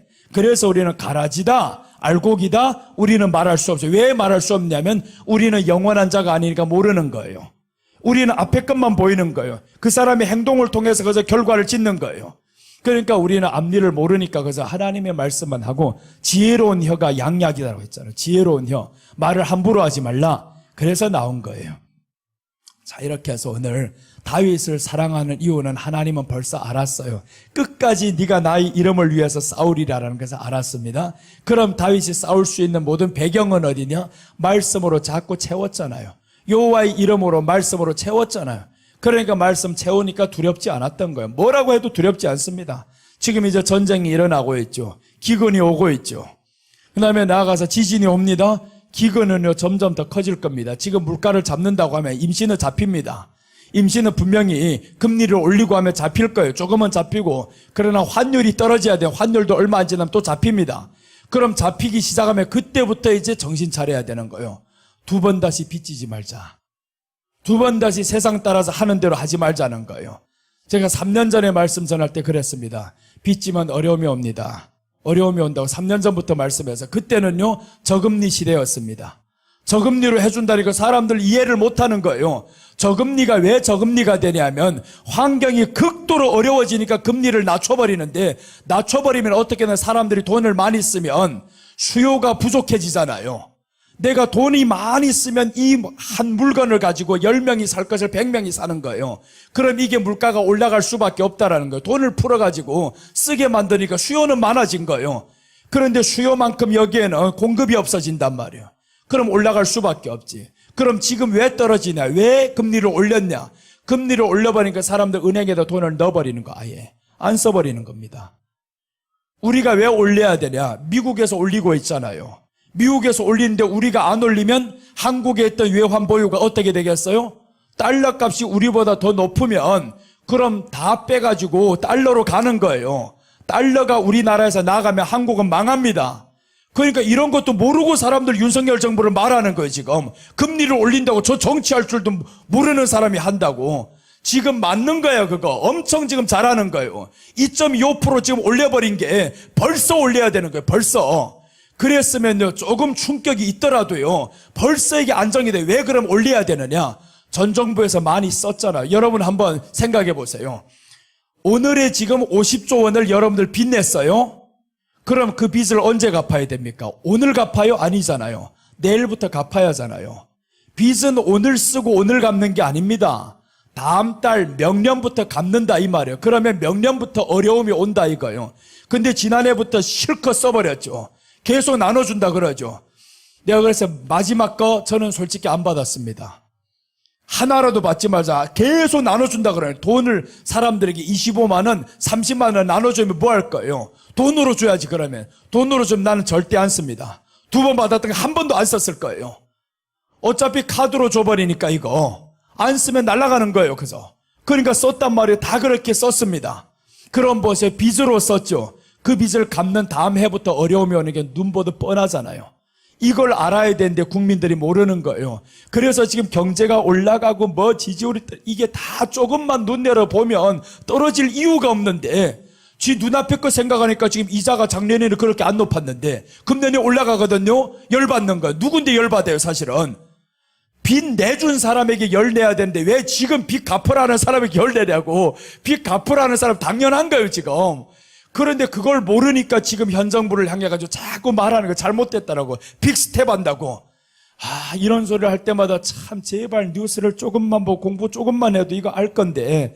그래서 사람이요 세상 것도 이렇게 모르면요 잘못된 판단을 하는데 하나님 말씀을 몰라가지고 제대로 된 판단을 할 수 있겠냐고요. 그래서 우리가 말씀을 마지막에 알아야 되는 겁니다. 모르면 누구 소리를 듣냐 하면 사람의 소리만 듣습니다. 그러면 아까 소개한 대로 그겁니다. 바디메오. 요거 하나 아까 설명하다가 지금 다른 쪽으로 흘렀는데 바디메오 보고 오늘 마치겠습니다. 자, 이제 마가복음 10장 47절 보겠습니다. 자, 마가복음 10장 47절 보면 나사렛 예수시란 말을 듣고 소리질러 이르되 다윗의 자손 예수여 나를 불쌍히 여기소서 하거늘. 바디메오가 들었던 것은 나사렛 예수. 근데 소리칠 때는요 변함이 없습니다. 다윗의 자손 예수여 라고 했더니 48절 넘겨봅니다. 야, 여기에서 놀라운 사건이 나와요. 사람들이 꾸짖어서 잠잠하라는 거예요. 꾸짖어서 잠잠하라 이 말 뜻은 둘입니다. 시끄럽다도 있고요 다윗의 자손이라 말하지 말라는 것도 있습니다.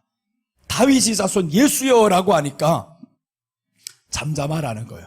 많은 사람이 꾸짖어라는 말은 그저 잠잠이 아니잖아요. 욕하는 거예요. 시끄럽다 정도가 아닙니다. 내용이 틀렸다 이놈아 이거지. 내용이 틀렸다. 잠잠하라 지금. 나사렛 예수가 왔다고 하는데 다윗의 자손 예수여라고 하는데 두 번째 다시 소리 지릅니다. 이야, 흔들림이 없다 이 사람. 그래서 바디메오가 고침받는 게 왜 고침받았냐면 일반적인 믿음이 아닌 거예요. 고침받을 줄 믿습니다 하는 이 믿음이 아닌 거예요. 어떤 믿음이라는 걸 지금 보여주는 겁니다. 그가 더욱 크게 소리질러 이르되 다윗의 자손이여 나를 불쌍히 여기소서. 자 보세요. 다윗의 자손 흔들리지 않잖아요. 그러니까 나를 고칠 수 있는 것은 내가 이분이 나를 고친다라는 걸 믿는 게 아닌 거예요. 이분이 누구냐 하면 성경에서 예언된 하나님이 예언된 메시아다. 이 메시아를 고백하면서 메시아가 나를 고친다라는 거예요. 메시아가 나를 고친다. 그래서 내 믿음이 아니라는 거예요. 우리들의 믿음은 어떤 믿음이어야 되냐 하면 예수님을 아는 믿음. 예수님을 아는 믿음이어야 되는데 그저 고쳐주실 줄 아는 믿음만 오늘 너무 많아요.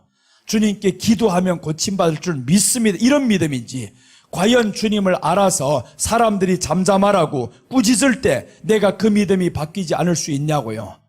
정말 주님을 아는 그리스도라는 이 믿음을 아는 사람 흔들리지 않습니다. 그래서 마지막에 디모데에게 이렇게 말씀하는 거예요. 디모데전서 3장 14절 한번 보겠습니다. 디모데전서 3장 14절 보시면 죄송합니다. 후서입니다. 디모데 후서 3장 14절 전서가 아니고 후서입니다. 자, 3장 14절 보십니다. 다 같이 읽겠습니다. 그러나 너는 배우고 확신한 일에 거하라. 너는 네가 누구에게서 배운 것을 알며. 자 보세요. 여기에서 확신한 일에 거하라는 게 아닙니다. 그저 믿음 위에 거하라는 게 아니에요. 배우고 성경을 배우고. 누구에게 지금 배웠냐? 바울에게 배웠잖아요. 바울에게 배웠으니까 바울은 성경을요 예수님으로 다 해석했습니다. 바울이 기록한 갈라디아서랑 보면요 기가 막힌 상징법이 있어요. 비유법이 있고, 야 예루살렘을 향해 가지고 야 예루살렘은 저 사례다 이렇게 말하는 거예요. 저 하갈을 통해 가지고 하갈은 사마리아다 이렇게 말하는 거예요. 그러니까 이 바울은요 누구보다도 예수님에 대해서 잘 아는 사람이에요. 그러니까 이 바울이 하는 말씀입니다. 디모데에게. 그러나 너는 배우고 확신한 일에 거하라. 너는 네가 누구에게서 배운 것을 알며. 15절 이제 또 어려서부터 성경을 알았나니. 자 보죠. 성경을 알았나니 하잖아요. 어려서부터 성경을 알았다. 그래서 어린이들 교회에 데리고 가면요 성경 가르쳐야 됩니다. 데리고 노는 게 아니에요. 유아실 만들어가지고 애들 데리고 노는 게 아니라는 거예요. 어릴 때부터 성경 가르쳐야 된다라는 거예요. 그래서 어릴 때 성경 가르쳤던 거는 지금도 기억이 납니다. 우리 조카 아이가 4살 때 이 심리 장애가 와서, 어떤 장애가 왔냐, 그게 이제 병원에서 가면 좀 폭력성이 있어요. 애가 지금 4살인데 마음이 안정이 안 되니까 뭐를 잡으면 깨려고 그러는 거예요. 안정이 안 되니까 자꾸 뛰어다니면서 어디가 박아요 지금. 와, 집 안에 모든 물건 다 깰라고 그러고 박자그러고. 이러니까 할머니 할아버지가요 노가대 나간 일보다 더 힘들다라는 거예요. 둘이서 한 아이를 지키는 것보다 나가서 일하는 것보다 훨씬 힘들다라는 거예요.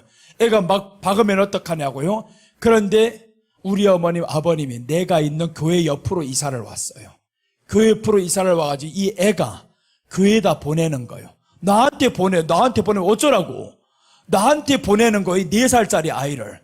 그래서 4살짜리 아이에게 내가 창세기 설명을 해주는 거예요. 성경 이야기를 해줬습니다. 아담과 이야기를 재밌게 해줬는데 애가 그때 15분 있더니 재밌어가지고 삼촌 하나 더 1시간 넘게 해줬어요. 매일마다 1시간 넘게 성경 교육을 하고 또 이제 같이 뛰어다니며 놀고. 그러니까 얘가 교회 오는 게 너무 재밌어가지고 삼촌한테 갈래 한 달 내내 교회 왔어요. 그런데 병원에 가서 치료를 받아야 된다고 했는데 치료 안 받고 고침받았습니다. 어릴 때부터 성경을 가르치면 아이들이 고침받고요 심리 안정이 되고 그 믿음이 지금까지 있어요. 지금 12살인데 지금 마음속에 아직도 하나님이 있어요. 누가 제일 세? 하면 하나님 합니다. 코로나가 세? 하나님이 세? 하면 하나님 세? 이럽니다.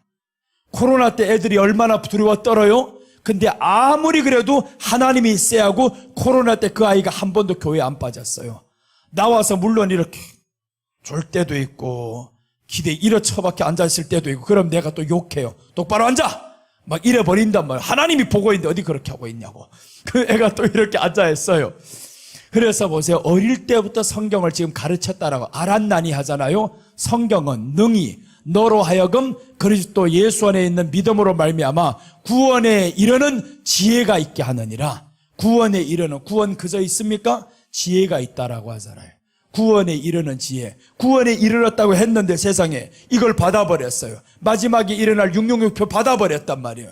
그럼 이 말은 뭐냐면 너는 예수님은 믿는데 성경을 몰라서 구원에 이르는 지혜가 없던 거예요.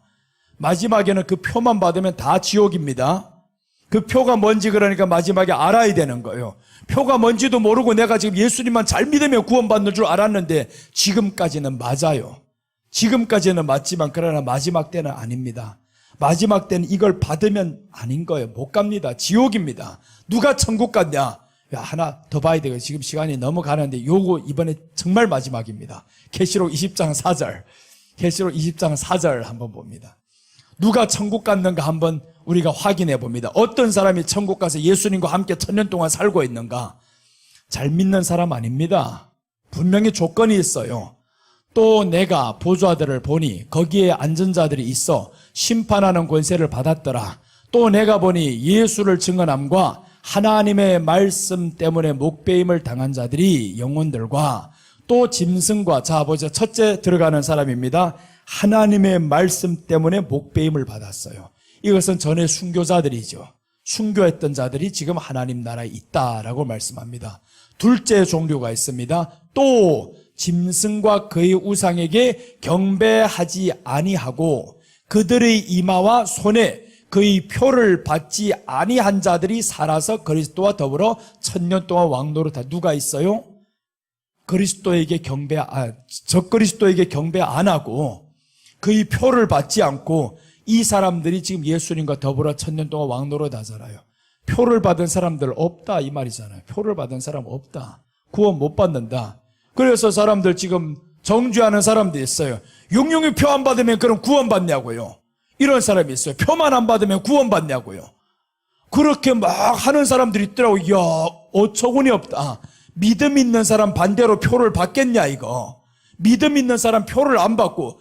내가 지난번에 한 몇 년 전에 어떤 설교를 했냐면요, 11조에 대한 설교를 했습니다. 11조 하는 사람들, 하나님 안 하는 사람보다는 천국 갈 확률이 높다고 했어요. 11조만 하면 천국 가냐? 아닙니다. 11조 안 하면 천국 갈 확률이 있냐? 못 갑니다. 왜 그렇게 말하냐면 11조와 이 믿음에 어떤 상관관계가 있냐면요, 11조 안 하는 사람들 왜 안 하겠어요? 믿죠. 자기가 믿는다고 하죠. 믿는다고 하는데 왜 11조를 안 해요? 돈 때문에 안 하지. 돈이 사랑이 된단 말. 그러면 11조를 했다고 해서 다 구원받았냐? 이거는 아닌 거예요. 이거는 아닙니다. 11조는 믿음 없이 형식적으로도 하는 사람이 있어요. 예수님 사랑 안 하면서도 11조 하는 사람, 우리 교회도 태반입니다. 그렇게 하는 사람, 대표적으로 내 여동생은 예수님 사랑 안 해요. 잘 내가 보면 알아요. 사랑도 안 하면서 11조는 잘합니다. 왜 하냐 하니까 11조에서 복받은 경험이 너무 많아요. 11조에서 체험을 많이 하니까 11조 하는 거 굉장히 기뻐합니다. 돈이 많이 들어오면 11조 정말 팡팡 내는 걸 엄청 기뻐하는 거예요. 그러니까 자기가 잘 되는 걸 보면서 알았던 거예요. 하나님이 주셨다. 이걸 알았어요. 그런데 믿음과는 별개의 문제. 이거는 하나님이 주신 거하고 하나님이 사랑하는 것, 인정하는 것 다릅니다. 하나님이 주셨다는 믿음 인정하는 것하고 하나님을 사랑하는 믿음은 다른 거예요. 그 다음에 이제 둘째인데, 첫 번째 하는 거 11조. 그럼 믿는 사람은 11조를 안 하면 그럼 구원 받냐? 나는 말합니다. 못 받는다고 합니다. 왜 그렇게 말씀하냐면, 믿는 사람이라는 것은 성경에 말씀합니다. 한 사람이 두 주인을 겸하여 섬기지 못하느니라. 성경도 모르고 이 사람들 막 정죄를 하더라. 내가 대꾸도 안 합니다. 대꾸도 안 해 그런 거. 그래 보세요. 두 주인을 섬기지 못한다. 그 두 주인이 누구냐 하면 마태복음 6장 24절에 말씀합니다. 한 사람이 하나님과 재물을 겸하여 섬길 수 없느니라라고 했어요. 성경이 이렇게 말씀하고 있는데, 자 보세요. 한 사람이 두 주인을 섬기지 못할 것이니 혹 이를 미워하고 저를 사랑하거나 혹 이를 중히 여기고 저를 경히 여김이라. 너희가 하나님과 재물을 겸하여 섬기지 못하느니라. 11조 못하는 이유가 뭐냐고요. 먼저 하나님이 주신 줄 알았으면 10분의 1을 떼놔야지. 먼저 하나님이 주신 것을 고백하는 거예요. 하나님, 내가 힘이 없는데 연약한데 어떻게 이렇게 벌 수 있는 은혜를 주셨습니까? 그러면 하나를 주신 것도 하나님이고 9을 주신 것도 하나님이라는 거예요. 그 하나님이 주신 걸 고백도 못하는 인간이 하나님을 믿는다고 할 수 있어요? 예수님 믿는다고 할 수도 없지 그거는. 그래서 우리는 기본부터 해라는 거예요. 기본부터. 기본이 하나님 앞에서 나왔으면 11조 할 수 있는 믿음까지 가야 이게 기본인 거예요. 그 위에 예수님을 사랑하는 단계에 올라가지. 11조도 못하는 한 사람이 이 사람이 예수님 사랑한다고 거짓말인 거예요. 그거는 아무리 사랑한다고 떠들어봐도 그건 거짓말입니다. 11조 어떤 사람들 다 했냐면 성경에서 과부가 나오죠. 두렙돈 있죠. 두렙돈은 뭔 11조입니까? 그러니까 다 드려버린 거예요. 아예 다 드려버렸어. 어차피 이걸 떼봐야 두렙돈 가지고 뭘 어떻게 더 깔라. 다 드려버렸잖아요.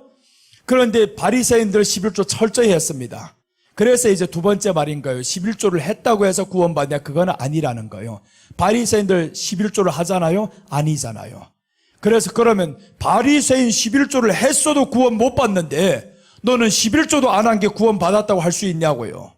좀 거꾸로 생각해 보면 금방 이게 드러나는데 11조도 안 하면 이 사람 말은 뭐냐 하면 마음에 믿음이 없다 이 말이죠. 믿음이 없다. 믿음이 있으면 하나님과 재물을 겸하여 어떻게 섬기겠냐고요. 섬길 수 없어요. 하나님이 주신 이 재물인데 감사함으로 드리면서 얼마나 기뻐해야 되겠냐고요. 그래서 여러분 교회 다니면서 11조는 다 하셔야 됩니다. 무조건 하셔야 되는 거예요. 할 수 없는 믿음이 없잖아요. 그래서 아직은 여기에서 안 한다고 해서 구원받지 못하는 건 아닌데 왜 아니냐 하면 아직까지 살아있잖아요. 살아있으니까. 죽을 때까지 하면 되지 이제. 그래서 우리들의 믿음이 연약해서 못할 수가 있다라는 거예요. 연약해서 못하는 거는 우리가 배우면 되는 거예요. 말씀이 차고 하면 그럼 연약한 게 이제 이긴단 말이에요. 그럼 할 수 있는 거지. 그래서 못한 사람이 죽어버렸어요. 그럼 구원이 없다라는 거예요. 못했지만 아직은 희망이 있어. 살아있기 때문에. 살아있으니까 들을 수 있는 기회가 있고요. 바꿀 수 있는 기회가 있잖아요. 그러니까 여러분, 우리 이제 살아있는 게 얼마나 감사해요. 살아서 정말 하나님의 말씀을 순종하고 경청하고 예수님 사랑하는 믿음으로 가시기를 주님의 이름으로 축원합니다. 감사합니다. 오늘 말씀 생각하며 내가 잠깐 기도하고 여러분 이제 준비한 예물을 드리고 이제 남은 시간을 하나님 앞에서 우리가 간절히 한번 기도하겠습니다. 예수님 감사합니다. 주님 이렇게 여러 가지로 우리 주님 사랑하는 마음으로 전했습니다. 또한 듣는 자들도 주님을 사랑하는 마음으로 그 말씀에 임했습니다. 주님 아셨죠? 보셨죠? 저희들을 책임지시고 정말 주님 오시는 그날에 한 사람도 낙오되는 사람이 없게 하시고 다 주님의 나라에서 만나서 그때 우리 거기서 같이 예배드렸었는데 말씀 나눴었는데 이런 교제를 하면서 만나는 그 생각을 하니 기쁩니다. 이 자리에 사랑하는 신명들 다 구원받아 주님을 만나게 하여 주시옵소서. 이 땅 위에 살아가는 동안 하나님께서 함께 해주신다는 사실을 알게 하시고 또한 예수님이 주시는 말씀을 날마다 체험으로 인해서 두려움은 다 떠나가게 하여 주시옵소서.